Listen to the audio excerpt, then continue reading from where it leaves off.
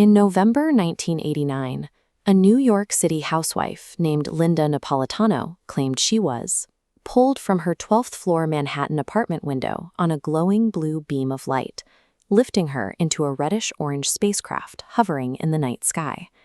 It's the kind of story that usually gets dismissed outright, but Linda's account came with an unusual caveat. 23 people claim to have seen it happen from the dense streets below, including an alleged world leader. Decades later, Netflix resurrected this obscure piece of UFO lore, turning it into a massive, multi-part documentary series called The Manhattan Alien Abduction. By applying premium visual effects to a highly dubious claim, the production demonstrates exactly how modern streaming budgets can manufacture undeniable reality. The filmmakers brought in visual effects studio Lux Aeterna with a specific mandate: recreate a 1980s alien abduction with blockbuster-level sci-fi visuals, all on a streaming production budget. To ground the spectacle in the era it supposedly happened, the studio revived physical effects techniques from the 1980s. They licensed archival cloud tank footage, a classic method where artists drop ink into water to create authentic, chaotic atmospheric movements. The visual effects team digitized those ink clouds, using 3D software to map the textures onto modern drone plates of the New York skyline. To seamlessly blend the spacecraft, they utilized a CGI light group technique, casting imposing, accurate shadows down across the digital buildings. When executed at this level, the imagery overrides our natural skepticism, the high-end polish dazzling the eye so effectively that we forget to check if the underlying story actually holds up. But if we peel back those pristine digital renders, the actual journalistic framework supporting the documentary is surprisingly fragile. The series leans heavily on those 23 supposed eyewitnesses to validate Linda's claim. Yet, on screen, the filmmakers make almost zero effort to actually locate or interview them. The investigation becomes even thinner when addressing the story's most verifiable detail.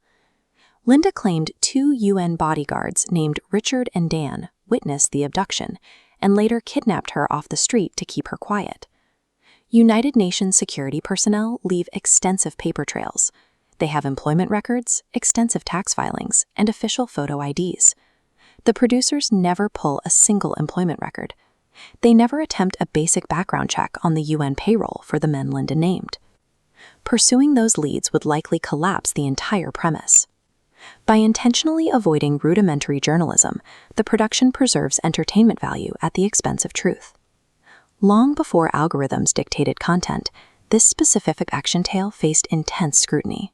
The narrative was originally championed by a prominent ufologist who relied heavily on regressive hypnosis to extract Linda's memories. This practice is widely criticized by psychologists for generating false recollections. Throughout the 1990s, investigative publications like the Skeptics UFO newsletter pointed out glaring holes in these claims, emphasizing the total absence of physical evidence. The documentary sidesteps this decades-long record of debunking entirely. Instead of investigating the evidence, the filmmakers pivot to a soapy interpersonal conflict, filling the runtime with character attacks and personal grievances. Manufacturing this rivalry creates a convenient narrative diversion. It allows the producers to present 2 warring personalities and let the audience pick a side, entirely skipping the actual burden of proof. The result is a glaring double standard. The visual effects artists executed their highly technical work flawlessly, while the documentary producers abandoned their journalistic responsibilities. This dynamic defines the modern era of docutainment. As visualized by this scale, the current streaming ecosystem heavily rewards spectacle and interpersonal drama, severely outweighing the need for factual verification. In this environment, a documentary doesn't actually need to solve a mystery. It only needs to visualize, blurring the line between a historical record and a campfire tale. The next time a streaming algorithm recommends a sleek blockbuster mystery, the burden falls on the viewer to separate cinematic polish from actual proof.